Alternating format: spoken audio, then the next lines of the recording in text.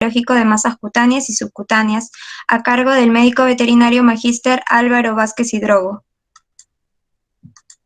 quien es médico veterinario egresado de la Facultad de Medicina Veterinaria de la Universidad Nacional Mayor de San Marcos, con particular interés y experiencia en citología, inmunocitología, hematología, bioquímica clínica y enfermedades transmitidas por vectores.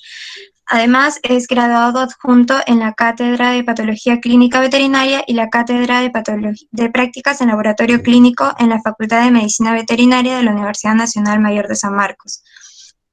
Es miembro del Círculo Profesional de Investigaciones en Enfermedades Zoonóticas Transmitidas por Vectores del Perú, ZOOVEC, y también es miembro de la American Society for Veterinary Clinical Pathology. Hola.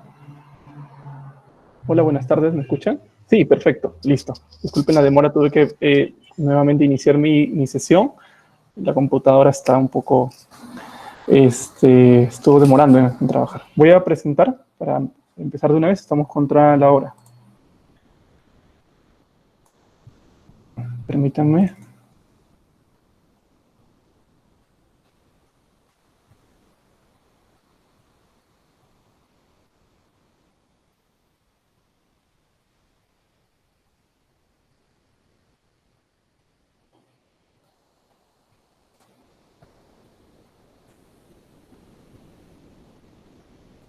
Listo. ¿Me confirman, por favor, si se puede escuchar y se puede ver la presentación?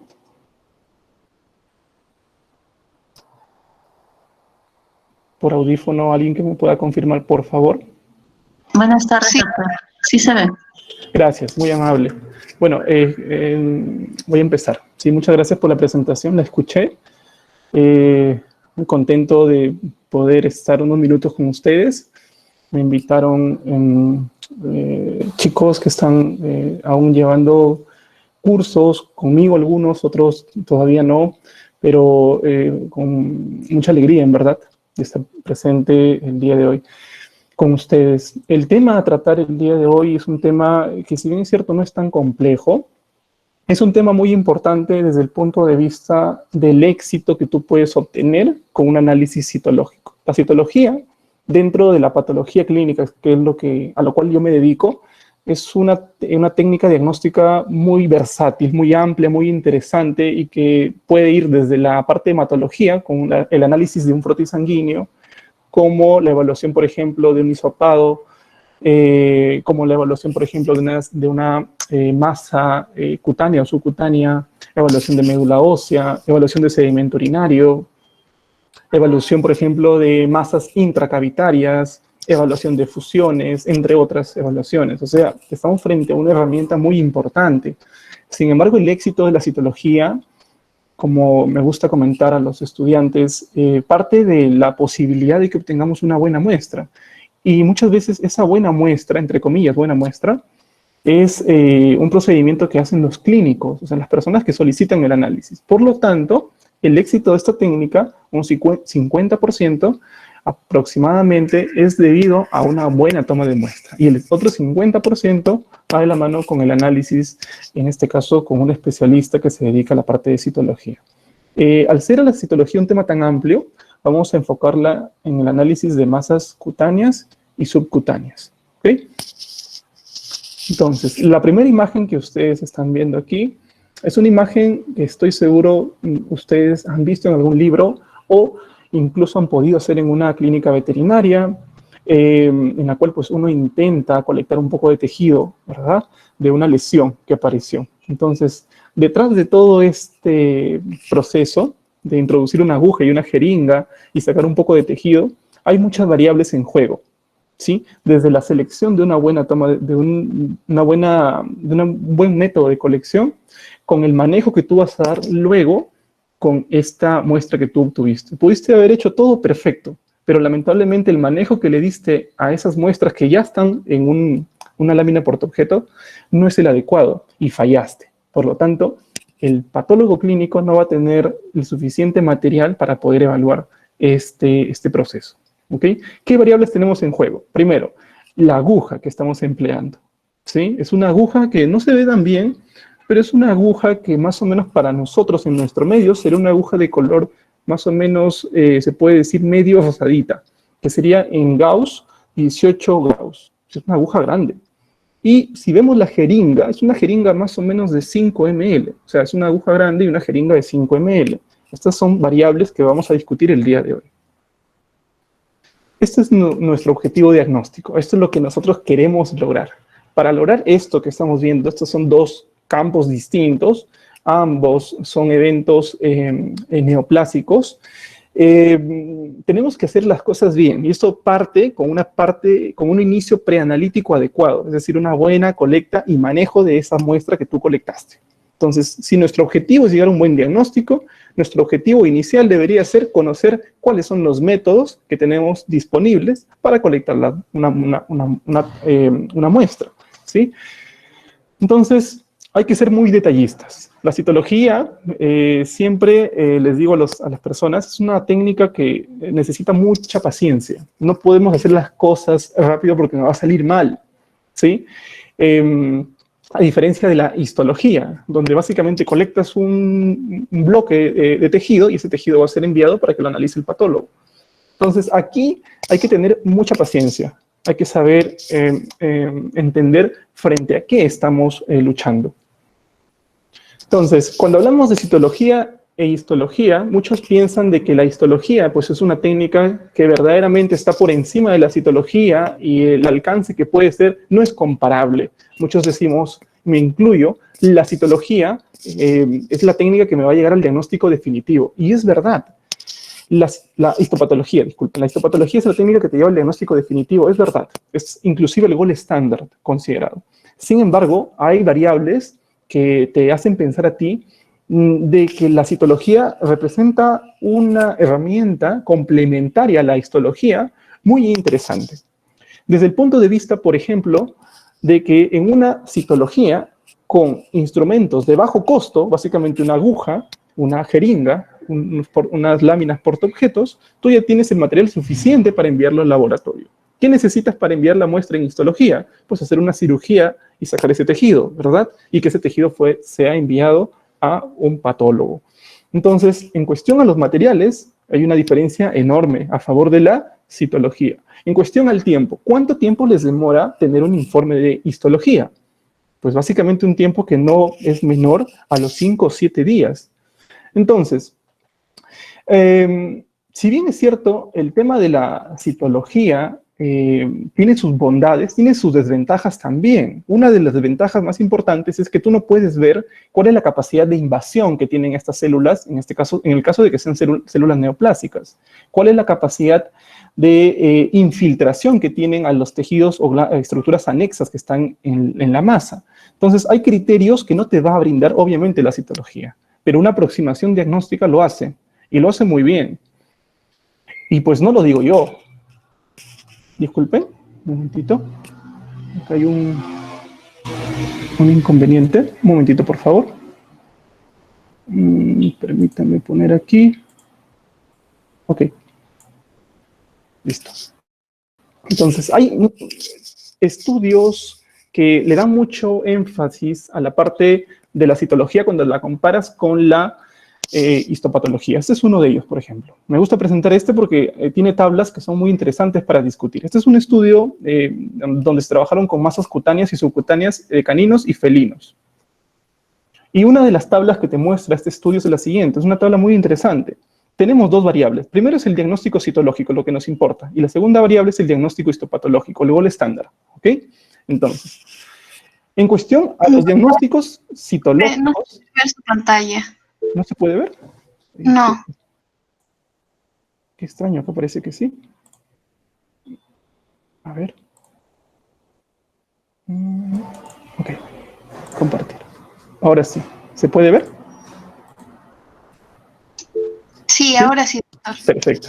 Entonces, les decía que ese estudio es un estudio que trata de comparar, trata de ver qué tan buena es la citología cuando la comparo con la histopatología. Y presento una de las tablas que presento es la siguiente, ¿sí? Una tabla en la cual te dice que 243 masas cutáneas y subcutáneas evaluadas en caninos, ¿sí? van a ser agrupadas en diagnósticos citológicos de neoplasias y citológicos de procesos no neoplásicos, como por ejemplo inflamación o hiperplasia. Ejemplos. En cuestión al diagnóstico citológico, vamos a ver que por citología de las 243 casos, 176 eran diagnósticos neoplásicos. Pero cuando vamos a la histología, para verificar ello, vemos que 175 de los 176 eran verdaderos procesos neoplásicos. Esto te da un valor por encima del 99%, es increíble. Si pensamos, las bondades que nos brinda la citología en cuestión a los procesos neoplásicos es muy buena. Es muy buena. Pero la cosa no va bien cuando pensamos en procesos no neoplásicos, como por ejemplo inflamaciones, hiperplasias, entre otros. Vean ustedes, por ejemplo, dentro de los procesos no neoplásicos, ¿sí? De 67 diagnosticados por citología, únicamente 46 eran verdaderos procesos no neoplásicos. Es decir, 2/3 partes eran verdaderos procesos no neoplásicos. ¿Y qué pasó con esa tercera parte que era falsamente diagnosticada? La dimos por citología con proceso no neoplásico cuando verdaderamente era un proceso neoplásico. 21 eran procesos neoplásicos. Entonces, lo que sucede es que cuando tú detectas un proceso no neoplásico, una inflamación, por ejemplo, una hiperplasia, por ejemplo, tú debes tener en cuenta de que la inflamación de por sí te puede estar enmascarando un diagnóstico, te puede estar perjudicando tu diagnóstico, y tienes que estar muy alerta y decir, probablemente yo no le di a la zona de la masa donde necesitaba sacar suficiente tejido para poder llegar a mi diagnóstico de neoplasia. Se sugiere en el informe hacer una evaluación histopatológica para llegar a un mejor diagnóstico. Pero cuando tú le diste y te salió como neoplasia, ten por seguro de que esto probablemente sea una neoplasia. ¿Sí? Cuando trabajamos, los que hacemos patología clínica con los clínicos, les decimos, esto es un trabajo grupal. Les pongo un ejemplo. Cuando viene un paciente con lesiones nodulares en glándulas mamarias, ¿sí? Ambas cadenas mamarias. Una parte del trabajo lo tiene que hacer el clínico, es obvio, y otra parte del trabajo lo va a hacer el patólogo clínico. Eso es obvio. ¿Qué parte del trabajo, aparte de la toma de muestra, hace un clínico? Un clínico debería hacer el estadiaje de la masa. ¿Qué significa el estadiaje de la masa? Significa que tú, en cuestión a los procesos en glándula mamaria, por poner un ejemplo común, tú tienes 5 estadios. Estadio 1, estadio 2, estadio 3, estadio 4 y estadio 5. Y esos estadios se basan en estos 3 pilares, como son el tumor, el tamaño del tumor, ¿sí? El nódulo linfático, si ha sido invadido o no por unas células neoplásicas, y finalmente la evidencia de metástasis que tú hayas identificado por ecografía o por una radiografía, por ejemplo, como técnicas convencionales de imagen. Entonces, un ejemplo, si la masa tiene menos de 3 centímetros de diámetro y no está invadido el nódulo linfático ni hay metástasis, estamos en un estadio 1. Si la masa tiene entre 3 y 5 centímetros, estamos en un estadio 2, siempre y cuando no esté el nódulo linfático invadido. Si la masa tiene más de 5 centímetros, estamos ante un estadio 3. Sin embargo, todavía no hay invasión en nódulo linfático ni metástasis distante. Estadio 4, estaríamos con una masa de más de 5 centímetros que ya invadió nódulo linfático y todavía no ha hecho metástasis. Y estadio 5 final sería tumor de más de 5 centímetros, donde ya hay metástasis en nódulo linfático y además también hay metástasis distante, por ejemplo, a pulmón, donde suele ser un lugar de metástasis común para las neoplasias en glándula mamaria. Entonces tú puedes hacer un estadiaje. ¿Quién lo hace? Eso lo hace el clínico. ¿Qué hace el patólogo? El patólogo lo que puede hacer es establecer grados. ¿Qué significa grados? Todas las neoplasias son procesos que se pueden valorar por grados. Tú puedes decir, es un mastocitoma, por ejemplo, ¿ok? Es un linfoma, por ejemplo. Pero vamos, ¿qué grado tiene? Eso no lo hace un clínico, eso lo hace un patólogo clínico. Entonces, son dos cosas que no se están haciendo, es la verdad. Muchos laboratorios no envían el grado y muchos clínicos no envían el estadiaje. Hay una separación total entre los clínicos y los patólogos. Por lo tanto, el diagnóstico definitivo muchas veces se pierde. No llegamos a un diagnóstico. Debe haber una unión entre un patólogo y un clínico. ¿Sí? Los procesos pueden ser tanto epiteliales, mesenquimales o de células redondas, si los queremos clasificar en grupos. ¿Okay? Hay características que son comunes para algunos, otros que son un poco diferentes. Por ejemplo, esta imagen en 3D que aparece muestra una estructura nodular, ¿okay? Que está ubicada a nivel de piel.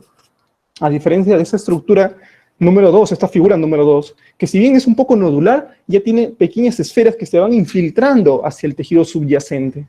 Y finalmente tenemos estructuras como estas, donde la misma forma de la masa es un poco caprichosa, se trata de infiltrar, forma una especie de estructura estrellada. Entonces, básicamente son eventos o situaciones donde tú te vas a encontrar diariamente cuando trates de manejar esto. Tú no sabes con qué estás lidiando, sabes que hay una modulación, pero no sabes cuál es ese escenario que tienes frente a ti. Por eso, tienes que tener en cuenta que debes estar muy seguro de que llegaste a darle a ese foco.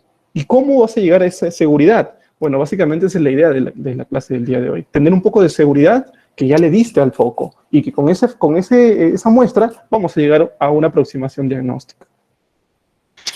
Nódulos linfáticos. Los nódulos linfáticos son zonas que debemos conocer, tenemos que entender que hay áreas de drenaje linfático. ¿Qué quiere decir eso? Por ejemplo, solamente en cabeza, en cuestión al drenaje linfático, un estudio ya de algunos años atrás, se ha visto que hay dos zonas de drenaje. La primera es la zona submandibular y la segunda es la zona parotibia, que sería más o menos la zona que está identificada con el número 1 y 2. ¿Ok? Miren la parte del cuello. Toda esta parte del cuello, ¿sí?, está identificada por estos nódulos linfáticos. En sección 3 serían los cervicales, dorsal y ventral, que conocemos nosotros como nódulos linfáticos preescapulares también. ¿Okay? En cuestión al el miembro torácico, tanto derecho como izquierdo, pues tenemos también una zona que va drenada por esta parte, ¿verdad? Que tiene que ver con el nódulo linfático cervical ventral. Entonces, el preescapular va a ir desde la porción del cuello hasta el miembro torácico en la porción distal. Entonces, el nódulo linfático preescapular va a ser el vigilante, porque son dos nódulos, de todos aquellos tumores que se ubiquen en esa zona, en el cuello y miembros torácicos. A nivel del tronco, miren toda la zona en verde, está todo manejado ¿por quién? Por este amigo que conocemos como nódulo linfático axilar. ¿Okay? La zona 5, 6 y 7, imagínense ustedes tumores que se ubiquen en esa zona, son nódulos linfáticos que ya no son fáciles de identificar, son nódulos linfáticos que están dentro de la cavidad pélvica. ¿Se entiende? Necesitamos imágenes, no vamos a llegar a palparlos, necesitamos saber cuál es su situación por imágenes. Entonces, si tienen en cuenta ustedes que hay una neoplasia que se está ubicando ahí, o es un proceso que está ubicado ahí, ya deben pensar ustedes que probablemente hay una invasión en nódulo linfático y tengan que tomar una imagen para poder ver si está agrandado o no está agrandado. Finalmente tenemos al nódulo linfático popliteo y al inguinal superficial. ¿Sí? El 9 es inguinal superficial y el popliteo está en esta localización de acá. ¿Okay? Serían más o menos los nódulos linfáticos blancos o las zonas de drenaje linfático más comunes en el canino. Dos lesiones muy parecidas, muy semejantes. Muchas veces nosotros nos atrevemos a decir, ya, esto es tal cosa porque es así, así, así y así. Y nos puede ir bien, pero nos podemos confundir. No se dejen llevar ustedes por las lesiones, la conformación que tiene una lesión. Por más que se parezca a otra lesión que tú ya viste, no te dejes llevar, porque te puedes confundir, ¿sí? Y si te confundes frente al tutor de un animal, pues estás fallando. Estás fallando porque él no va a entender que te confundiste porque le dijiste es esto, esto, esto. Te va a decir simplemente te confundiste. Por lo tanto, hay que ser muy precavidos cuando lanzamos una aproximación diagnóstica sin tener una citología en la mano. Entonces, las situaciones son muy parecidas, lesiones palpebrales en gatos blancos. Estos gatos, las lesiones son muy severas, en realidad, y vemos escenarios un poco diferentes. En el primer escenario estamos frente a una neoplasia de células epiteliales conocida como carcinoma de células escamosas. ¿Okay? ¿Por qué es un carcinoma? Porque veo células gigantes que están acá presentando una abundante citoplasma, el núcleo se va hacia un lado, y características que son propias de las células epiteliales, ¿sí? Pero en este caso células del estrato superficial. ¿Sí? Esto es un poco más común para un gato en esta condición. Lo que no es tan común es encontrar microorganismos en los extendidos, como son esos que están aquí. Estos microorganismos que están libres por ahí dando vuelta, juntos, muy pequeños, digo que son pequeños porque lo comparo con un neutrófilo, son estructuras que te hacen sospechar de un agente infeccioso, no una neoplasia, pero tienen la misma presentación. Sí, lo tienen, pero no es lo mismo. Entonces, un carcinoma versus una esporotricosis. Además, es zoonótica estas patologías. Dos lesiones muy parecidas a nivel de oreja, a nivel de este miembro pélvico, extremidad pélvica. Vamos a ver que son estructuras medio circulares, con zonas necróticas en el medio, muy parecidas, si las vemos como esas medias donas que tienen una parte central. Pero cuando vemos ya el escenario citológico, la cosa cambia mucho. El primero, pues estamos frente a un linfoma cutáneo. Y en el segundo, frente a una criptococosis. O sea, estamos frente a diagnósticos que totalmente divergen. Uno es una neoplasia y otro no lo es. Entonces, hay que tener en cuenta esto. No se lancen, por favor, a ustedes a hacer una aproximación diagnóstica. Por más que estén seguros. Ustedes sospechan de un TBT y porque está a nivel genital. Bueno, piénsalo, ponlo en tu historia clínica, pero no te lances a decirlo, puedes fallar. Le digo por experiencia, ¿sí? Una lesión cutánea, por favor tengan en cuenta, es aquella lesión que está en piel, obvio, pero que es móvil. Una lesión subcutánea es una lesión que está en piel, una nodulación, una tumoración que está en piel, pero que es fija. O sea, tiene ya ciertas adherencias a piel. Entonces, básicamente ese es el criterio para decir lesión cutánea y lesión subcutánea. Ahora, el tiempo de evolución, criterio importante. Antes de que te lances tú a tomar una muestra, tienes que preguntar cuánto tiempo tiene esta muestra presente en el animal. ¿Semanas? ¿Meses? ¿Años? Entonces, aquellas lesiones que tengan un comportamiento de crecimiento rápido en cuestión de semanas, pues tienen entre comillas, peor pronóstico que aquellas que tienen un crecimiento lento. El tamaño de las lesiones cutáneas y subcutáneas es un factor muy importante. Queremos saber en qué tiempo esta lesión alcanzó su tamaño, es decir, duplicó el tamaño, triplicó el tamaño, en qué tiempo hizo esa duplicación, en qué tiempo hizo esa triplicación de tamaño. Si yo, por ejemplo, hice un tratamiento con antiinflamatorios para ver si esto era inflamación y disminuyó, ¿cuánto disminuyó? ¿Disminuyó bastante? ¿Disminuyó poquito? Hay que medir. Hay que acostumbrarnos a medir todas las lesiones que tengamos, que aparezcan a nivel de piel, ¿sí? Porque así tenemos una evaluación en el tiempo, un seguimiento del proceso como tal. El sitio de ubicación. El sitio de ubicación es importante y nos puede orientar a pensar qué lesión está causando pues o qué tipo de lesión es la que estamos trabajando. Un carcinoma de células escamosas habitualmente le da a los felinos en punta de orejas, aquellos gatitos que tienen el manto blanco, en nariz, por ejemplo, a nivel palpebral también. El TBT, por ejemplo, clásicamente son lesiones de aspecto de coliflor, sangrantes, ulceradas, subcutáneas. Entonces podemos ir identificando zonas donde probablemente aparezca un tumor. La zona perianal, por ejemplo, pero no podemos decirle, no debemos decirle a los tutores de los animales que es nuestra sospecha, no podemos decirle en verdad, porque estaríamos probablemente fallando. Y la consistencia. Cuando hablo de consistencia estoy diciendo al tacto, cuando tú lo palpas, si este proceso es un proceso quístico o no lo es. Lo digo porque en el sentido de que tú tienes que tener el material suficiente adicional para manejar este proceso, ¿sí? De la forma en la cual tú vas a colectar ese líquido, no lo vas a botar, lo vas a colectar, lo vas a manejar adecuadamente y lo vas a enviar a un laboratorio para que lo analice. Probablemente el diagnóstico está en el líquido y no en la punción que tú has hecho en la masa que está en el proceso. Entonces, los líquidos que se obtienen de una masa no se deben botar, ¿sí? Por eso que la consistencia es importante, palpar esa masa para saber si existen cavidades y estar preparados con material suficiente para poder manejar esto de manera adecuada. Cuando vemos masas cutáneas y subcutáneas, pues tenemos que tener en cuenta lo siguiente. Son 4 puntos, los presento aquí, que tenemos que tener en cuenta. Puede ser una lesión a nivel intraescapular en un gato, donde tú digas, ah, mira, ahí le puse una inyección hace un tiempo atrás, le puso una inyección a un veterinario, probablemente sea un fibrosarcoma por punto de inyección. Sí, puede ser, es lo más probable, pero no lo digas, simplemente ponlo en el informe. Puede ser, por ejemplo, esta lesión en un animal, una lesión chica, pequeña, que demoró en crecer, podría ser una neoplasia de células basales, podría ser, sí, podría ser, pero tampoco lo digas, ¿sí? ¿Qué debemos hacer cuando tenemos un proceso y queremos manejar este proceso? Bueno, lo primero que debemos hacer es que tenemos que hacer un buen manejo del paciente. Una contención física o química, habitualmente es necesario solamente una contención física, que el tutor nos deje trabajar sin sujetar al animal demasiado, sin hacer demasiada manipulación en él. No queremos causarle más estrés del necesario, pero a veces no se puede.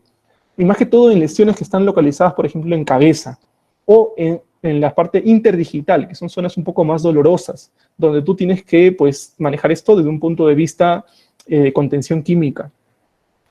El uso de láminas portaobjetos nuevas, que no sean reusadas, que estén limpias, libres de grasa, libres de polvo, te garantiza de que pues, cuando tú hagas la coloración o cuando lo haga el patólogo, pues la coloración sea la mejor, la óptima, ¿sí?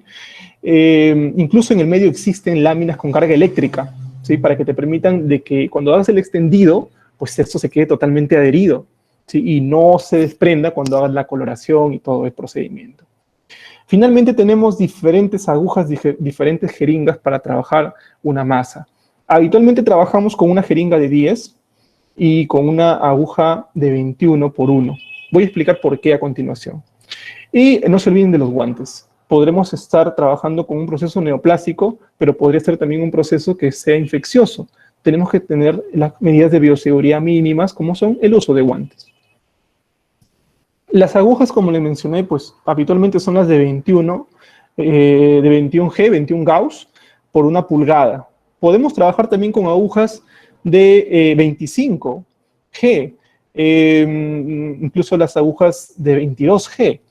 Agujas de 18G no se suelen trabajar. ¿Por qué? Porque si bien es cierto, puedes sacar tejido de la masa que quieres evaluar, muchas veces esa cantidad de tejido es tan, es tan grueso el taco que estás sacando con esa aguja de calibre de mayor calibre, que te impide hacer un buen manejo de la muestra cuando ya la sacaste de la masa.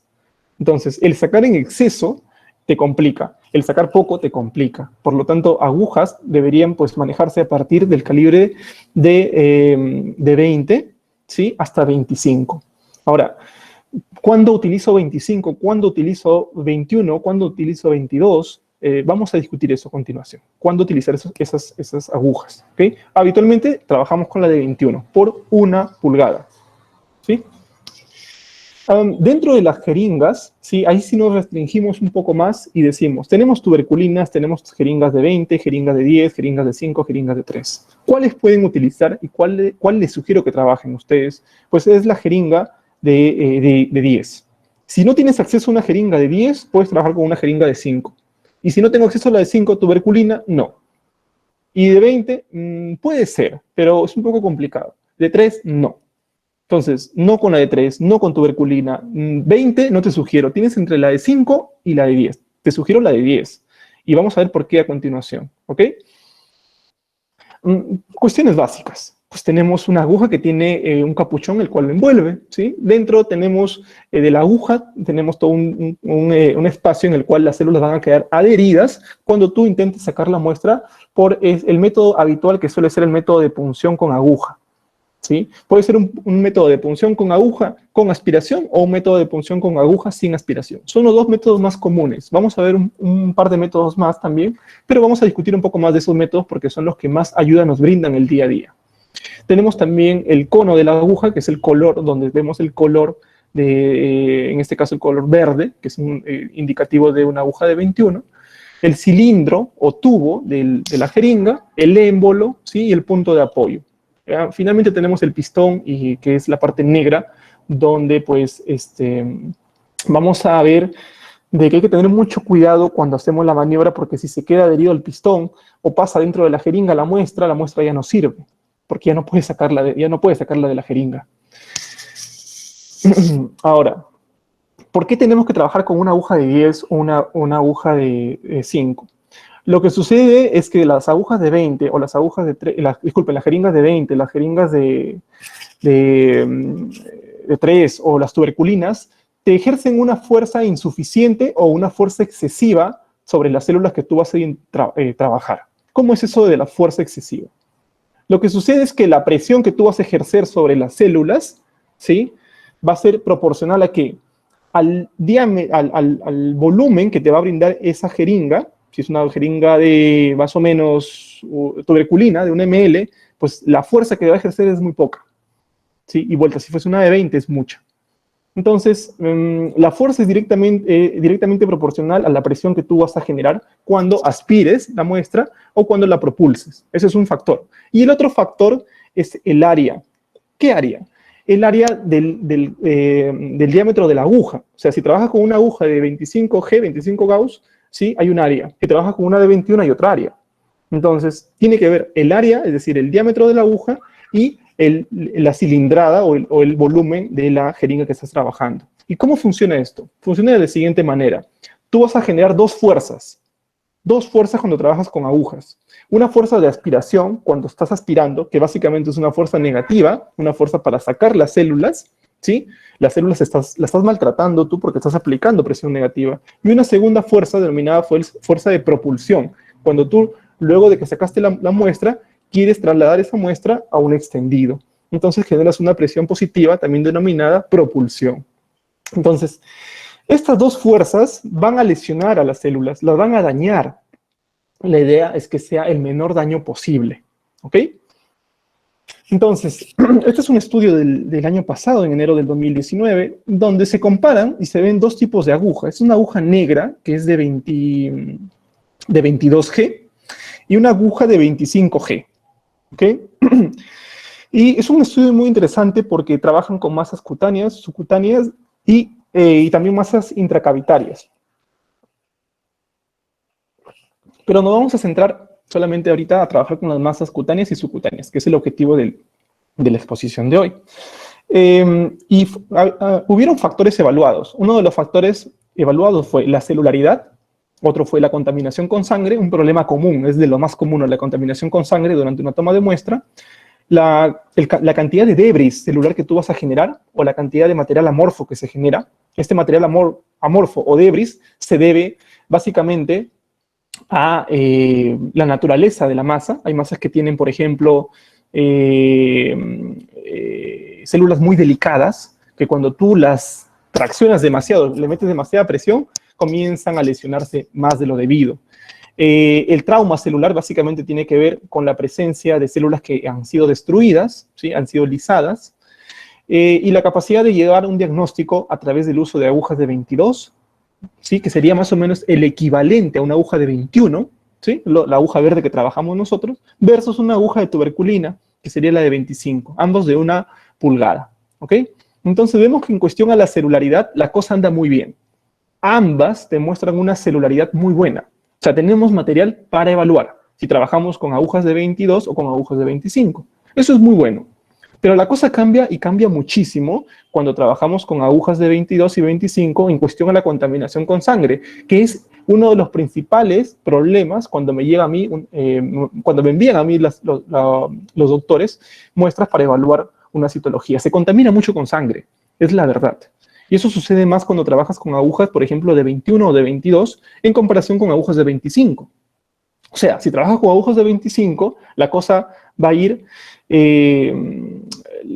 la cuestión va a ir un poco mejor. Acá hubo un pequeño lapsus. Permítame, por favor. Tengo que mantener... Okay. Permítame, por favor. Esta cuestión me da por acá. Sí.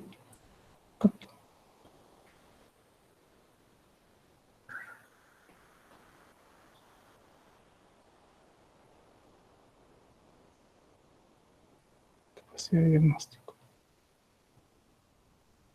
Un momento, por favor.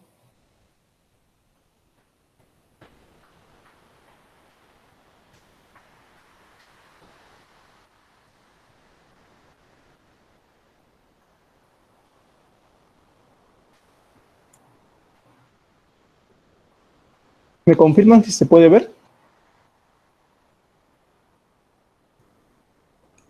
Sí se ve. ¿Se puede ver? Creo que no se escucha. Sí se ve, doctor. Ya, perfecto. Hubo un error acá porque se grabó mal. Y listo, entonces voy a presentar. Sí, se copió y se grabó mal. Les decía que en cuestión a la celularidad la cosa anda muy bien. En ambas agujas pues estamos bien en cuestión al empleo de 22 o 21 versus una de 25. En cuestión a la contaminación con sangre, las de 22, 21, no andan la cosa muy bien. Contamina mucho, es la verdad. Agujas verdes van a contaminar mucho. En comparación con las agujas de 25, que pues la contaminación es mínima. Se dice que es 3 veces más la contaminación con sangre con agujas de 22. En cuestión a la formación de debris celular y material amorfo, es interesante ver esto. ¿Por qué? Porque trabajar con agujas de 21 te garantiza una menor cantidad de debris. O sea que la cosa anda mejor en comparación con agujas de 25, las chiquitas, las naranjas. En cuestión al trauma celular, es decir, el daño sobre las células directamente, igual, la cuestión es mejor con agujas de 21 en comparación con agujas de 25. O sea, la cosa va mucho mejor en casi todo, excepto con la contaminación con sangre, que es uno de los problemas más comunes. Finalmente, la capacidad de llegar a un diagnóstico por ambos métodos, pues estuvo bien. No hubo diferencias significativas, pero la contaminación con sangre sí es un problema muy serio, porque a veces te hemodiluye la muestra y tú no tienes material para poder evaluar. Por lo tanto, ¿cuál es la sugerencia? De que cuando tú evalúas un proceso, inicies con una aguja de 21. Si el proceso es muy sangrante, opta por una de 25, ¿sí? Pero siempre emplea la de 21, que es la mejor opción, y luego optas por una de 25 para intentar disminuir la contaminación con sangre. Serían las dos agujas que tú necesitas trabajar. ¿Y qué pasa si tengo una aguja de pulgada y media? Ya no de 1 pulgada, sino de pulgada y media. La cuestión es un poco más complicada. ¿Por qué? La pulgada y media se diferencia mucho de la pulgada. ¿Por qué? Porque va a haber mucha más contaminación con sangre, va a haber mucha más cantidad de debris, mayor cantidad de trauma, por lo tanto no justifica. ¿Cuándo lo justificaría? Los autores en este caso emplearon solamente agujas de pulgada y media cuando trabajaron con masas intracavitarias, por ejemplo, aquellas masas en el vaso o en el hígado. Ahí como que se justifica un poco, por la distancia del órgano, pero si no, no. 1 pulgada es suficiente y si hay mucho sangrado, una aguja de 25 sería lo ideal. Las técnicas que vamos a ver son técnica de PAF, la técnica de punción con aguja fina. El mecanismo o el principio acá es el tema de capilaridad. Básicamente las células van a quedar pegadas dentro de la aguja sin que exista ninguna otra fuerza. Y la técnica de punción-aspiración con aguja fina básicamente es extraer células generando presión negativa, ¿sí? Las aspiro literalmente. La técnica de PAF es una técnica de las más usadas.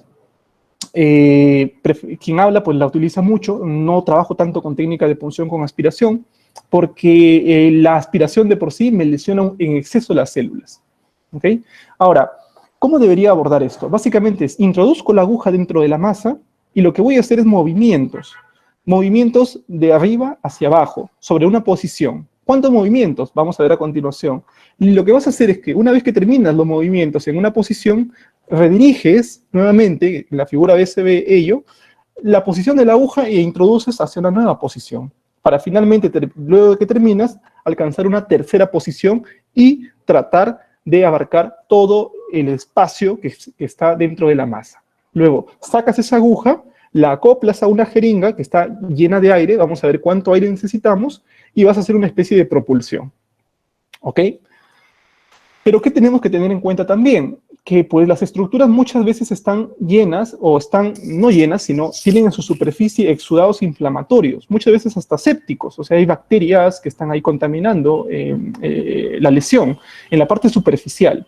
Y luego tenemos a veces capas necróticas que están tanto en la superficie como en la parte central de la lesión. Por lo tanto, la conclusión sería, evita la parte superficial a toda costa y trata de introducir la aguja evitando la parte central de las lesiones, porque podrías encontrarte con centros necróticos y eso te complica el diagnóstico muchísimo.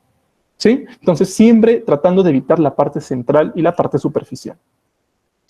¿Cuántas veces debo introducir la aguja en una posición cuando trato de sacar un poco de tejido? Pues mínimo 4 veces, ¿sí? En una misma posición. Luego sacas un poco la aguja, redireccionas 4 veces más, sacas un poco la aguja y la redireccionas 4 veces más. Por lo menos 3 movimientos para poder obtener una adecuada cantidad de muestra. Les presento 2 videos. El primero es lo que no debes hacer, lo que sucede cuando pues, pasa esto por primera vez, cuando estamos intentando hacer esto por primera vez, y van a ver ustedes 2 fallas comunes que suelen pasar y que a veces desaniman cuando uno intenta hacer esto de la punción. Acá la muestra ya está dentro de la aguja, es una aguja negra, es una aguja de 22, ¿sí? Equivalente a la de 21, pero que pues la van a manejar de manera inadecuada. Es la imagen que está a la izquierda. Luego vamos a ver un manejo adecuado en la parte derecha, ¿ya? Vamos a poner el video y van a ver que se llena un poco de aire, ¿sí? Tiene la aguja, lo acopla, pone y hace un movimiento único. Vean ustedes, plum, ¿sí? Eso no se hace. Tú no deberías hacer un movimiento único, el movimiento debe ser lento. No debe ser un movimiento de este tipo, porque estás metiendo demasiada propulsión a las células. Y miren esto, ¿vieron el detalle? Las láminas se salieron volando de la mano de la persona. ¿Por qué? Hay tensión en ellos. Existe demasiada tensión de querer hacer las cosas bien, o querer hacer las cosas rápido, y estás lesionando, incluso mandaste a volar tu lámina. Y probablemente ahí estaba el diagnóstico, porque cayó la lámina boca abajo y perdiste el material. ¿Se entiende? ¿Cómo debería ser el manejo? Pues el manejo debería ser de la siguiente forma.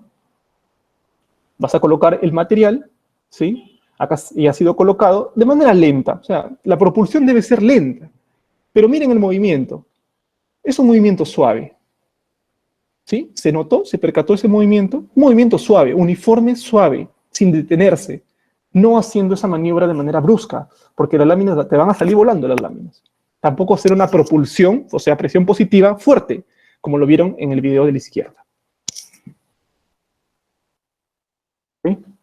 Tenemos el otro método, que es el método de punción, aspiración con aguja fina. ¿Cuándo lo empleo? ¿Cuándo sugiero que lo emplees? Es, para mí, la segunda opción. ¿Cómo que la segunda opción? Tienes la primera opción, que es la punción sin aspiración, y la segunda opción es punción con aspiración. ¿Cuándo colecto o cuándo hago esta toma de muestra?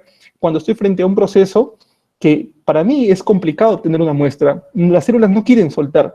No quieren soltarse porque están muy adheridas.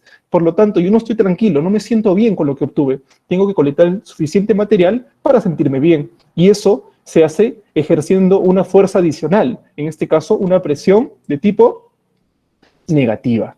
Entonces, cuando vas a hacer la maniobra de presión negativa, tienes que tener en cuenta lo siguiente. Necesitas por lo menos, ¿sí?, 2 o 3 ml cada vez que tú haces una aspiración. 2 o 3 ml. ¿Cuántas veces? De 3 a 5 veces. O sea, tú vas a generar, introduces la aguja acoplada a la jeringa, te vas directamente hacia la masa, evitando la parte central, obviamente, aspiras 2 o 3 ml, no más. ¿Por qué no más? Porque si aspiras más de 2 o 3 ml, lo que vas a generar es tanta presión negativa que el material puede pasar a la jeringa. Y si pasa a la jeringa, ese material ya no sirve, porque no lo vas a poder sacar. No vas a poder trabajar con eso. Por eso que 2 o 3 ml es lo suficiente. Cada vez que tú aspires, la presión negativa te va a llevar al punto inicial. Finalmente, cuando hagas esta maniobra igual en 3 direcciones diferentes, si se puede, o si no, en una sola, pero obviamente 3 a 5 veces en una sola posición, lo que tienes que hacer es cargar 4 a 6 ml para hacer una presión positiva, una propulsión, para expulsar ese material. Por eso les decía que una aguja, que diga una jeringa de 5, como que funciona bien. Una de 10 es ideal, una de 20 es mucho, una de 1 ml es muy poco, no generas 4 o 6 ml, por lo tanto no hay suficiente propulsión, ni menos aún suficiente presión negativa para sacar, ¿sí? No sugiero que trabajen con esas jeringas. Cuando tenemos situaciones muy complejas, donde tenemos lesiones que son de ubicación muy particular, como por ejemplo en lengua, como por ejemplo a nivel ocular, zonas donde pues es muy delicado manejar esto, sugiero trabajar con punción aspiración con aguja fina. ¿Por qué? Porque si bien es cierto, generas exceso de daño a las células, pues solamente con un punto que estás trabajando tú, ¿sí?, generando 2 o 3 ml 3 a 5 veces, es suficiente, ¿sí?, para poder obtener la muestra. Pero, además, estás cuidando al paciente, no estás generando ese exceso de tracción, o sea, daño, entrar y salir, entrar y salir, entrar y salir, como lo harías con una punción, una punción sin aspiración, un PAF a secas. O sea, un PAF tiene que entrar y salir, entrar y salir. En esa entrada y salida puedes lesionar en exceso un tejido, a diferencia de la punción con aspiración, donde tú ingresas por única vez y haces maniobras con la jeringa. ¿Se entiende? Entonces se justificaría solo en esos casos muy delicados, donde pues quieres el menor daño posible en este caso a lengua, o el probable daño que pueda haber a ojo por la ubicación de la lesión. Entonces, ¿qué necesitamos obtener? ¿Cuál es nuestro objetivo? Obtener un material medio blanquecino, blanco escarlata. Dependiendo, si tiene sangre, pues blanco con un poquito de sangre encima. Pero la idea es que salga este material medio pastoso que tú obtienes, eso es material analizable. Independientemente si es una neoplasia, una hiperplasia, lo que sea, es material que te va a servir un montón a ti. ¿Ok? ¿Cuántos extendidos tengo que hacer como mínimo por cada punción que yo haga? Como mínimo 2. ¿Cuántas veces tengo que puncionar una masa? Como mínimo 3. O sea, tendrías 6 láminas como mínimo que tú deberías enviar a un laboratorio. No una, no 2, sino 6 como mínimo. Ya, no puedo 6. Vamos, inténtalo. Sí se puede, sí se va a poder. Simplemente trata de hacer las cosas bien. Luego de que haces la maniobra como lo vimos en el video, pues hay que hacer una especie de squash, poniendo un segundo porta para tratar de generar una monocapa. Esta monocapa te permite, luego de que coloreas la muestra, evaluar a las células en todo su esplendor. Se van a ver muy lindas ellas porque van a estar en una sola monocapa. Si haces esto de manera inadecuada, vas a tener múltiples capas que te inhabilitan la evaluación del extendido. Improntas. Vamos a hablar de manera puntual en las improntas y vamos a ver lo siguiente. Cuando tienes que trabajar muestras donde no hay una masa, simplemente hay una lesión, ¿sí? Por ejemplo, en la lesión del medio, pues tú dices, oye, pero acá no hay masa, ¿de dónde voy a punzar algo? No puedes sacar nada con una aguja, ya sea con aspiración o sin aspiración. Lo que tienes que hacer aquí es tratar de hacer colectas, ya sea por hisopados o por hisopados improntas. Esa es una impronta directa, donde básicamente lo que estás haciendo es tratar de colectar las células que están en la superficie, ¿verdad? Pero, obviamente, va a haber inflamación, va a haber agentes tipo neutrófilos que estén ahí complicándote el diagnóstico. Por lo tanto, tú necesitas saber de que tienes que limpiar todo ello. ¿Y cómo lo vas a hacer? ¿Con alcohol? No. ¿Agua oxigenada? Tampoco. Solo necesitas agua destilada y una gasa. Nada más. Esas dos cosas te permiten limpiar toda la parte superficial de la lesión y te va a permitir hacer improntas. ¿Ok? Esas improntas van a estar mucho más limpias en comparación con una impronta en lesiones donde no hiciste eso, donde hiciste una limpieza muy superficial sin llegar verdaderamente a retirar todo ese material. El método de raspado también es un método importante, interesante. ¿Por qué? Porque es un método en el cual tú puedes emplear ya sea una hoja de bisturí o en muchos casos puedes emplear incluso el borde de los portaobjetos para tratar de hacer maniobras en las cuales tú vas a tratar de retirar un poco de tejido, ¿sí? De manera suave, obviamente, sobre una lesión. Es un método que funciona bien, especialmente cuando no tienes una masa donde punzar, ¿ok? Entonces, puedes hacerlo con la hoja de bisturí. Obviamente, se suele trabajar con el borde que no sea cortante, sino con el borde no cortante. Limpias nuevamente con agua destilada y una gasa y vas a colectar la muestra haciendo pequeños raspados. Si no tienes una hoja de bisturí, con un portaobjetos también puedes trabajar. Los hisopados, pues son técnicas que se emplean muchas veces en combinación con otras técnicas. En este caso es un hisopado de oído. Puedes hacer hisopados, por ejemplo, de los felinos, donde se hizo improntas, ¿sí? De lesiones cutáneas, donde básicamente lo que estás haciendo primero es limpiar. Limpias todo lo que puedes, ¿sí? Sería lo ideal, sacar todo ese material. Luego harías improntas, ¿sí? Y finalmente hisopados, ¿okay? Para luego poner esos hisopos en la superficie de un porta de forma homogénea, como se muestra en la imagen inferior. Finalmente, el manejo de las muestras. Las muestras, cuando tú las vas a enviar, lo único que tienes que lograr entender es lo siguiente. Las muestras no tienen por qué almacenarse en un frigider, por ejemplo. ¿Por qué? Vas a someter esto a humedad excesiva. Va a haber un daño a las células donde verdaderamente no necesita pues, almacenar esta muestra en un frigider.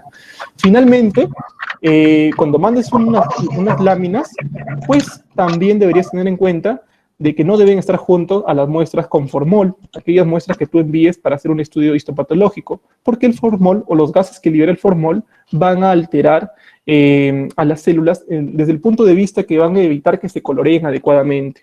Entonces hay que tener mucho cuidado con esto, ¿sí? No cerca la muestra con formol y no poner en frigider. Simplemente temperatura ambiente, ¿sí? Y protegida de la luz. ¿Ok? No hacer esto. Finalmente, cuando no tienes un medio de transporte, lo que puedes hacer con las láminas es colocar una especie de especie de tubitos que se generan con las cintas de papel, masking tape de papel. Generas unos tubitos que te permiten separar las láminas una con otra. Las láminas no tienen que ir juntas, tienen que ir separadas. Y con papel, pues puedes hacer esto de manera muy simple. ¿Ok? Y bueno, eso sería todo. Disculpen las fallas técnicas. Espero que haya sido de su mayor agrado la charla, una charla corta, sobre aspectos que creo que son importantes en citología. Gracias.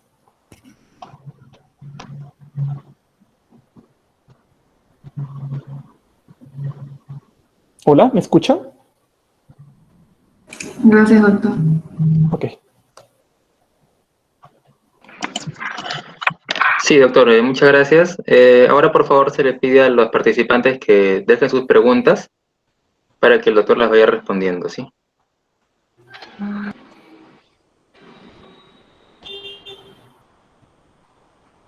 Ok, tengo que leer las preguntas, ¿verdad? Que están en el chat. Un momento, vamos a leer las preguntas acá y usted ya las responde. Perfecto, Sí. perfecto, gracias.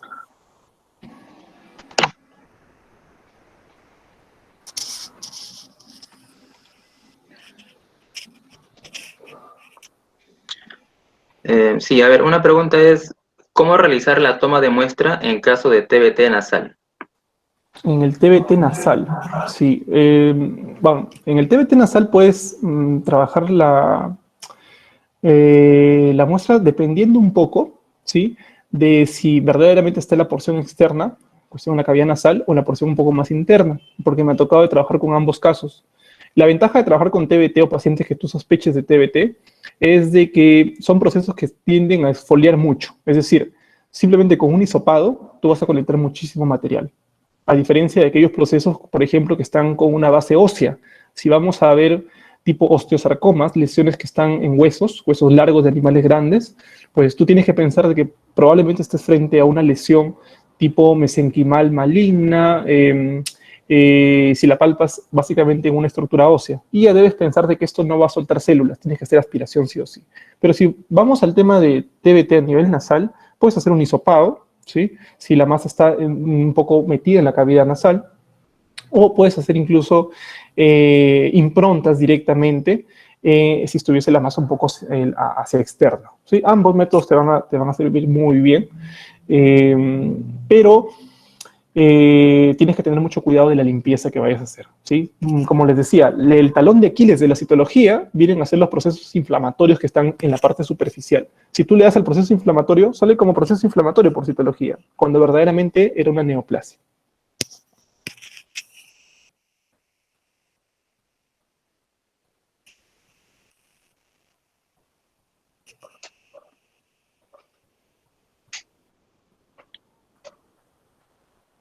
Bueno, continuando con la ronda de preguntas, Karim me pregunta si en una toma de muestra por PAF se puede tomar con aguja 25G y acoplar a una jeringa de 5 ml para tener mayor propulsión.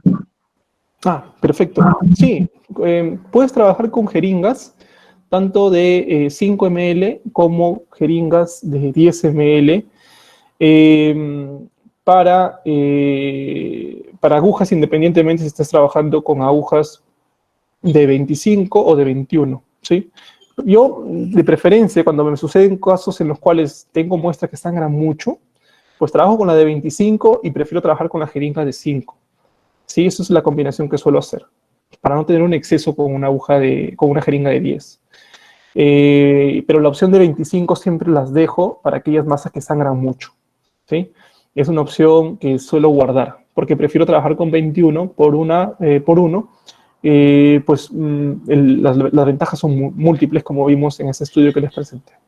Entonces, sí puedes trabajar con 25 y 5 ml. Alison pregunta, ¿cómo diferenciar las células redondas, mesenquimales y epiteliales? Ah, perfecto. Esa es una charla muy amplia. Algunos de los que están acá presentes, muchos por decir, son estudiantes y algunos tuve el agrado de dictarles o les estoy dictando a algunos de ellos y vemos que la charla pues es muy amplia en cuestión a las células mesenquimales, o sea, discutir esos temas son muy amplios, pero en general te puedo decir lo siguiente. Dentro de las células epiteliales son las células que mayor tamaño tienen. ¿Sí? O sea, si tú las comparas con un eritrocito, son las más grandotas que vas a encontrar. ¿Sí? En segundo lugar van a venir las células redondas, donde tú vas a encontrar células que habitualmente tienen un menor tamaño. Pero la diferencia entre una y otra, es decir, entre epitelial y célula redonda, es muy simple. Las células epiteliales vienen unidas, siempre vienen unidas juntas. Excepción son las neoplasias epiteliales que son de la parte superficial, del estrato superficial de la piel, denominadas células escamosas también. Entonces ahí vienen un poco más sueltas, pero igual vienen en gran número. A diferencia de las células redondas, donde tú vas a encontrar células que están separadas, son individuales, o sea, están juntas, pero no están estrechamente unidas, simplemente están juntas, están formando grupos, ¿sí? Y el contorno se puede definir incluso con ellas. El borde del núcleo, el contorno del núcleo suele ser circular o ovoide, ¿sí? Y el contorno del núcleo en epiteliales también suele ser circular o ovoide, a diferencia de los mesenquimales, que el contorno del núcleo es circular, ovoide o elíptico, ¿sí? Y además, el citoplasma de los mesenquimales pues es mal definido usualmente, o sea, no hay un contorno en mesenquimales bien definido. Y además, pues encuentras muy poquitas cantidades de células en mesenquimales, es lo más común. Yo le llamo como una especie de velo de novia al citoplasma de las células mesenquimales. Es un citoplasma muy bajito, muy tenue, ¿sí? Pero hay que guiarse por la forma de los núcleos, siempre, ¿ok? Para lo cual tienes que encontrar siempre una célula que tenga citoplasma y núcleo. No te puedes basar solamente en núcleos sueltos, sino células que tengan citoplasma y núcleo. Un poquito complicado en las mesenquimales, porque casi todas hay núcleos solos, sueltos por ahí. Eso sería básicamente las diferencias, así, lo más o menos que te puedo explicar, porque son detalles pero muy particulares y esto daría para mucho más. En sí es una charla mucho más con imágenes, obviamente, porque estamos hablando de conceptos un poco abstractos, que esto asienta mucho mejor cuando tenemos imágenes, y mejor aún cuando tuviésemos un microscopio. Esa es la verdad. Esa es la pura verdad. Se aprende mejor con un microscopio. Pero espero pues podamos brindar una charla de citología, sería muy interesante, ¿verdad? Epiteliales, células redondas, mesenquimales, para sentarnos y discutir un poco más de esos criterios, podamos ver cuáles son las principales neoplasias de cada tipo. Bueno, Jocelyn, lo felicita, doctor, por la buena charla. Muchas gracias. Y pregunta, en caso de un hemangiosarcoma gingival, ¿cómo sería la toma de muestra? Es una buena pregunta, es una pregunta hasta compleja, desde el punto de vista de que esa neoplasia como tal te bota poca cantidad de células. Eso es lo primero que tienes que saber. Si está a nivel de bucal, ¿sí? A nivel de gingival, me dijo, o encía, disculpa, gingival. Gingival, sí, ¿verdad? Gingival. Ya. Entonces, cuando trabajamos este tipo de procesos, hay que tener en cuenta que tenemos que garantizar una toma de muestra que te permita tener un poco de material. Lo que sucede es que esas zonas son zonas muy delicadas desde el punto de vista que hay mucha sangre. Tú le das, tratas de evitar de que sangre y va a sangrar. Va a sangrar y va a sangrar y va a sangrar. La de 21 casi te aseguro que va a sangrar, ¿sí? Entonces, son esos casos donde yo opto mucho por las agujas de 21. Las agujas de 21 se prestan mucho mejor, hacen un menor sangrado, ¿sí? Es mucho menor el sangrado que vas a generar con una de 25. Las de 21 mucho dañan en cuestión a la cantidad de sangre. Habitualmente ahí, en esos casos, cuando trabajo con procesos que están en porciones un poco complejas, trato de trabajar con agujas que lesionen menos, como la de 25, pero obviamente por lo menos 3 zonas diferentes tengo que abordar para tener la seguridad de haber dado el proceso. Sería la recomendación básica, ¿sí? No optar tanto por una de 21. Ahí como que la cosa no es que te vaya mal, pero probablemente sangre demasiado y te hemodiluya la muestra. Thais tiene otra consulta. ¿Qué superficie de la lámina debería ocupar el extendido como mínimo? Perfecto, es una muy buena pregunta, un detalle que ahí se pasó. La superficie va a ser un poco relativo, en el punto de vista de que, por ejemplo, si tú estuviste frente a una neoplasia epitelial o de células redondas, tú tuviste que haber ocupado por lo menos 3/4 partes en cuestión al extendido. O sea, tuviste que haberle dado bien. Si no le diste, es porque te falta expertise para tomar una buena toma de muestra. Eso nos pasa a todos. Tenemos que hacer esto de manera constante. Entonces, habitualmente las células epiteliales y células redondas, pues tú haces un extendido y habitualmente pues tienen que cubrirse 3/4 partes. Eso es lo que dice el libro a veces. Hasta el 50% como mínimo, no menos de eso. Es lo que dice, ¿verdad? Pero en células mesenquimales no se cumple eso, es imposible, porque las células mesenquimales pues no exfolian. Es complicado, tienes que tú generar presión negativa para soltar estas células. Y llegar a un 50% de extendido es muchísimo. Es muchísimo. Siéntete satisfecho si le diste el 50%. ¿Y cómo te vas a dar cuenta que le diste? Cuando lo coloreaste. Y vas a ver que dentro del extendido vas a ver zonas azules. ¿Por qué son azules esas zonas? Son azules porque los núcleos se están presentando ante ti. Tú los estás viendo macroscópicamente hablando y dices, eso azul son los núcleos de las células que te están presentando y te están diciendo, estamos aquí. Entonces, mientras más azul tú identifiques en el extendido, cuando coloreas, más extendido o mejor ha sido tu colecta. Sería lo que podría más o menos explicar en cuestión a si le diste bien o no le diste bien, ¿sí? Y eso también depende un poquito la cantidad de sangre que viene con la muestra. Obviamente, si le diste un vaso sanguíneo cuando tomaste la muestra, vas a llegar a más del 100%. Si te acaba la lámina, no vas a acabar de hacer el extendido, porque la sangre te hemodiluyó todo, ¿sí? Entonces, la idea es evitar en exceso el sangrado. Ese sería el consejo siempre. Amílcar pregunta, doctor, al comentar que se tiene que mandar 6 láminas, ¿qué pasaría en caso de neoplasias cercanas al ojo? Caso del carcinoma de células escamosas, ya que comentó que ya no se tendría que hacer 3 punciones, sino solo una, pero con maniobra. Claro, esas son las excepciones. Siempre hay una excepción a todo esto, y esas excepciones que bien comentan son casos en los cuales, pues, habitualmente, más de 2 abordajes no deberías. Te soy sincero, no deberías abordar más de 2 veces. O sea, tienes una masa, ubica la porción craneal y caudal. ¿Sí? Esas son las 2 porciones que tú deberías evaluar. Si tú te sientes tranquilo con la primera toma de muestra, pues dale, solamente con una. Pero si son lesiones que están ubicadas en zonas muy delicadas, ¿sí? A veces solamente tienes una opción. Intenta hacerlo bien. Por lo tanto, el animal tiene que estar sedado. Obviamente, en esa zona no puedes tú jugar a saber decir que el animal, pues, no, es tranquilo y todo lo demás. No. La seguridad tanto del animal como tuya están en juego. Tienes que sedar a ese animal en esas zonas de cabeza. Y habitualmente puedes hacer una, ¿sí? Máximo 2. La experiencia te da la tranquilidad a ti de saber que le diste, salió ese material blanquecino, ese material nacarado que tú necesitas, ¿ok? Ahora, ¿qué pasa si le das, por ejemplo, una estructura que es muy sangrante, pero muy sangrante, y solamente le diste una sola vez? Ya no vas a poder darle más, como por ejemplo sería esa lesión a nivel de lengua. Tienes una última alternativa, que es mandar esa muestra y solicitar una evaluación por efusión. O sea, ya no por una citología, sino por una variante de la citología, que vendría a ser la evaluación desde el punto de vista de fusión. O sea, tienes mucha sangre, que sería como el líquido que está ahí manteniendo dispersas a tus células que quieres evaluar, y esa muestra va a ser centrifugada y se va a separar en función a su densidad de las células, y pues se va a trabajar esto desde el punto de vista de una efusión. ¿Sí? No es lo ideal. ¿Por qué? Porque estás metiendo a la célula una tercera fuerza, que sería la fuerza de centrifugación. Entonces ya le metiste propulsión positiva, le metiste aspiración, le estás metiendo centrifugación además. Pero si no te queda otra opción y sangró demasiado y no tienes otra alternativa, mándalo como una efusión. Por lo menos alguna información vas a encontrar, algunas células que vas a identificar.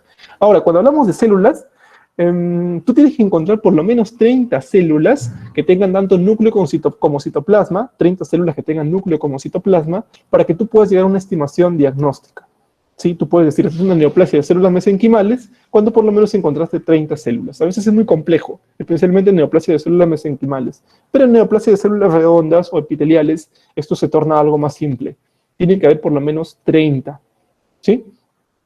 Bueno, eso sería mi consejo para situaciones un poco complejas, ¿sí? Solamente 2 o 3 extendidos en situaciones un poco complejas, o enviar la muestra ya con toda la sangre. Obviamente lo enviarías en un tubito con ETA, ¿sí? Si no se coagula todo y no sirve tampoco para nada.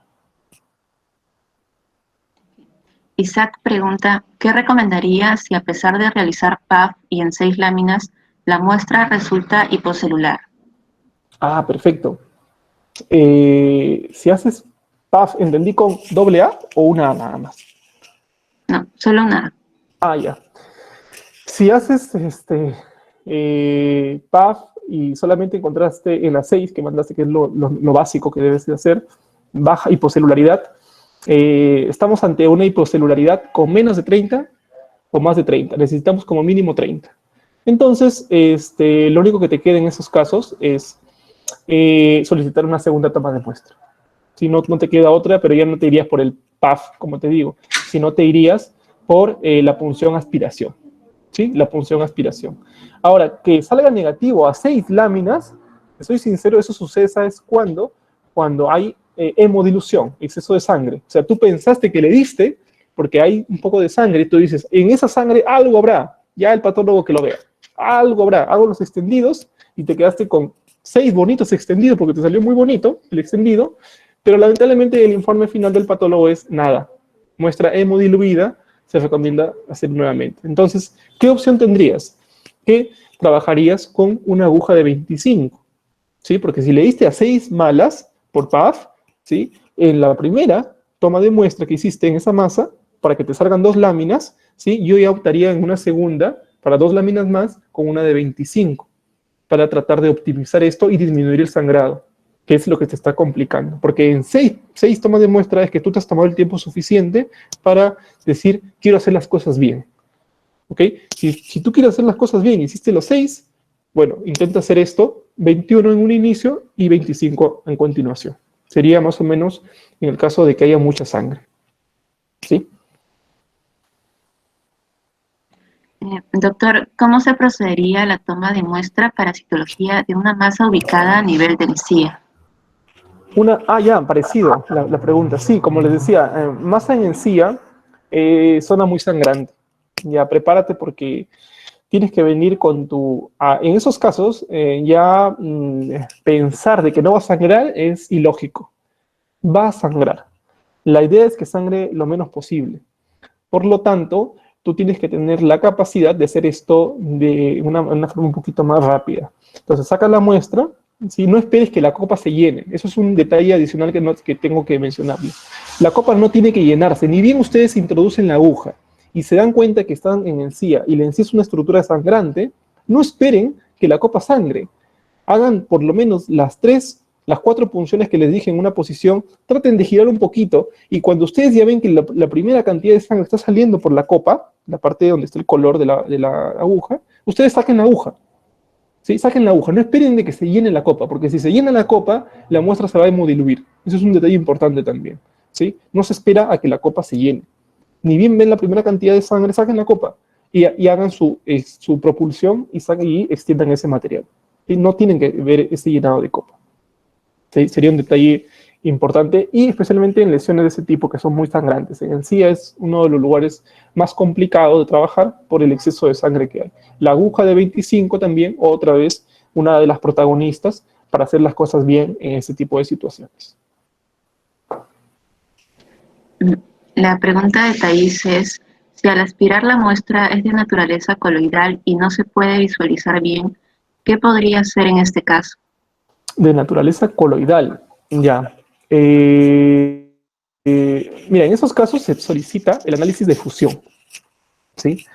El análisis de fusión, ¿por qué? Porque hay muchas neoplasias que tienden a formar cavidades quísticas, ¿sí? No te podría decir exactamente, mira, solamente las epiteliales lo hacen, las mesenquimales lo hacen. Lo que sí te podría decir es que las células redondas no hacen quistes. Como estructura, no hacen quistes. Lo que te pueden hacer quistes y materiales coloidales son especialmente las células mesenquimales. Son las características, generan ese famoso material, esa matriz proteácea. Es muy común de las células mesenquimales, ¿sí? Pero las células epiteliales también lo pueden hacer, especialmente las células glandulares. Entonces vas a ver estructuras que tienen una cavidad quística y cuando tú mandas ese material coloidal a evaluar desde el punto de vista de fusión, en la fusión la van a centrifugar, lo que van a hacer es tratar de concentrar, limpiar un poco la sangre y quedarse solamente con las células. Y vas a encontrar que ahí están las células epiteliales o las células mesenquimales. Que encuentre células redondas con cavidades quísticas, bueno, hasta ahorita nunca lo he visto y no creo que haya, en verdad, excepto los mastocitomas, que son los más, se puede decir, más pleomórficos en cuestión a sus presentaciones, desde los chiquititos hasta los grandotes escandalosos. Entonces, puede ser que los mastocitomas, pero en realidad son las células mesenquimales las más comunes que generan materiales coloidales, seguidas de las epiteliales, pero de origen glandular.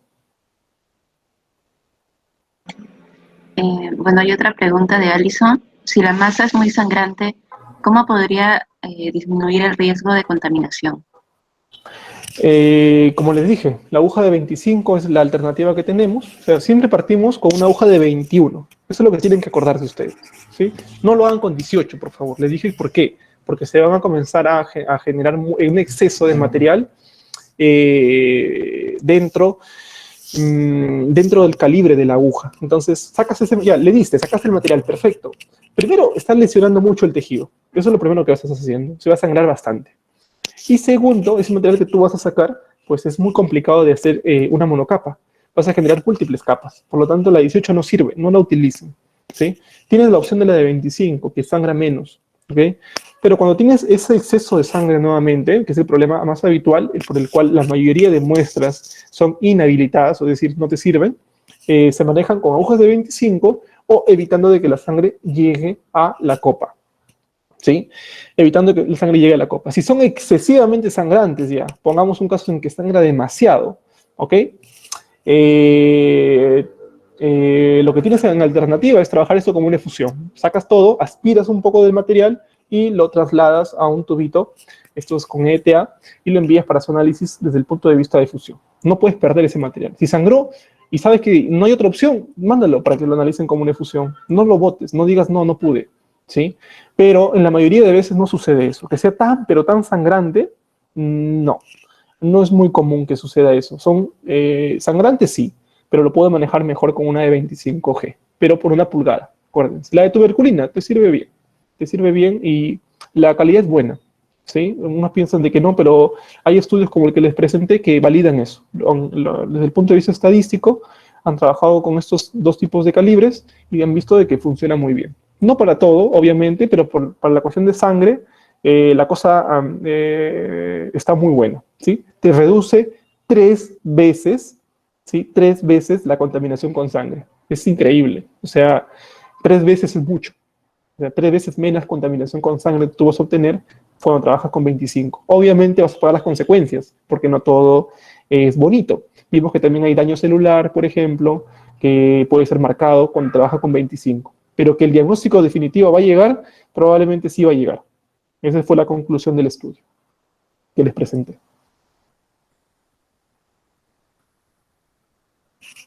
Bueno, parece que ya no hay más preguntas. Perfecto. Agradecemos al doctor por la ponencia muy interesante. Gracias. Contando con su permiso, la grabación de esta presentación será publicada en el canal de YouTube del TAC con fines educativos.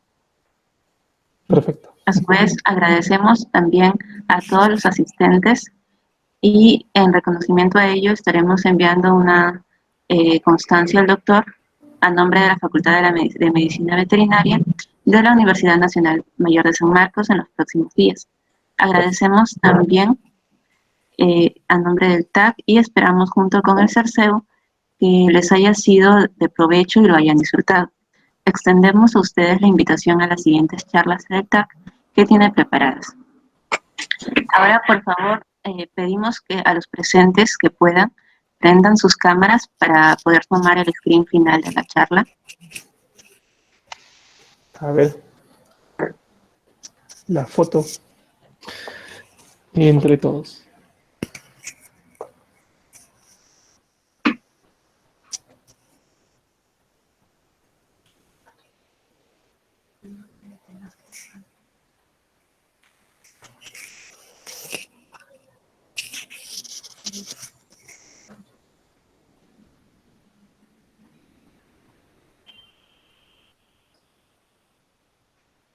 Bueno, ya ha sido tomado el screen.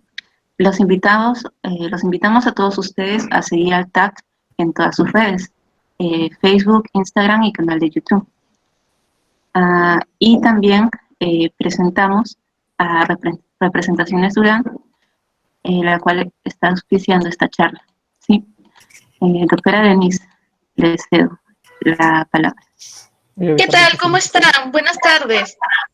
Felicidades, colega. ¿Qué tal, Álvaro? Gracias por la charla que nos has dado hoy. Un recordaris para mí también de la etapa universitaria. Muchas gracias por tu charla. Yo les voy a hacer una corta charlita comercial. Sí, voy a hablar de algunos de los productos de Durán para después proceder al sorteo. A ver, voy a compartir un ratito. Me parece que ya está, así que no hay problema. Primero presentarme. Yo soy Denise Villarduña Tarazona, soy médico veterinario de esta prestigiosa universidad, que es San Marcos. Soy brand manager de Representaciones Durán y tenemos marcas representadas que solamente nosotros podemos vender aquí en Perú. Y que les voy a hablar de cada uno de ellos, pero también vendemos todas las otras marcas que también son muy conocidas a nivel internacional, como es Behringer, Bayer, Zoetis, Montana, entre otros, ¿no? En este caso, primero hablarles de la línea exclusiva de alimentos Super Premium Equilibrio, ¿sí? Aquí tenemos los alimentos fisiológicos, como también los alimentos de prescripción, direccionado pues para animalitos o mascotas en este caso, o pacientes que tienen alguna anomalía, ¿sí? La diferencia que tiene nuestro alimento Super Premium es que son más palatables que la competencia. Tenemos este leche ecológico, más que una arena, es eso lo que les comento, para gatos, que absorbe mucho la humedad, ¿sí? Y también los olores. El laboratorio Cinta, que es un laboratorio que tiene 1 año en el mercado del Perú, tiene varias líneas, en este caso lo que más pesa en nuestra paleta son los anestésicos que tiene. Bragg Pharma es un laboratorio mucho más grande, tiene más de 60 años en el mercado internacional y recién 2 aquí en Perú, y tiene una línea bastante amplia de productos. Quizás la mayoría de ustedes o alguno de ustedes conoce el famoso ácido ursodeoxicólico, que en este caso es el Ursobet, es el único medicina veterinaria que se usa aquí en Perú. Laboratorios Cruz es un nuevo producto que nosotros tenemos también en la cartera exclusiva de Representaciones Durán. Y les voy a hablar así rapidísimo de nuestro alimento intestinal. Es uno de los alimentos de prescripción que tenemos nosotros aquí en Durán. Tenemos para perritos y también tenemos para los gatos. En este caso, sabemos que está indicado para los trastornos gastrointestinales crónicos y agudos, gastritis y úlcera gástrica, sin presencia de vómitos, claro, mala absorción intestinal, supercrecimiento bacteriano y también colitis, ¿no? Entonces, sabemos que el tracto gastrointestinal tiene varias funciones, como es el almacenamiento, digestión, absorción de nutrientes y barrera física e inmunológica. Por lo tanto, si obviamente hay alguna alteración, todo esto no se va a dar y va a conllevar a una desnutrición, en este caso de nuestros pacientes. ¿Sí? Es por ello que este producto tiene nutracéuticos para la recuperación intestinal. En ese caso tiene tanto prebióticos como probióticos, y además tiene la glutamina, que es la fuente de energía para, en este caso, para las células del aparato digestivo.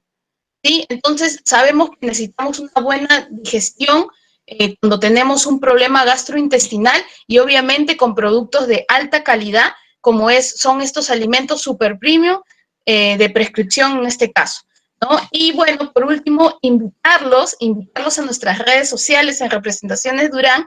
Estamos en Instagram, estamos en Facebook, y es más, en Facebook nosotros tenemos un grupo cerrado exclusivamente para ustedes, colegas y futuros colegas, que se llama Durante Cuenta, y ahí colocamos siempre mucha información sobre cursos, sobre eventos, ¿no? Les comento que la primera semana del próximo mes tenemos un evento exclusivo de Cruz que va a estar pasado por Facebook Live, y también hay un enlace donde ustedes se pueden inscribir para entrar a los sorteos de productos exclusivos, ¿sí? Muchísimas gracias por la invitación al TAC, y le doy el pase acá al TAC.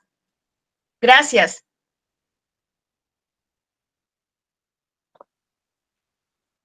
Muchas gracias a Representaciones Durán. Bueno, por parte de la marca Representaciones Durán nos han brindado un pack de la misma marca, así que con la lista que tenemos en interno vamos a hacer un sorteo y será anunciado en la posteridad.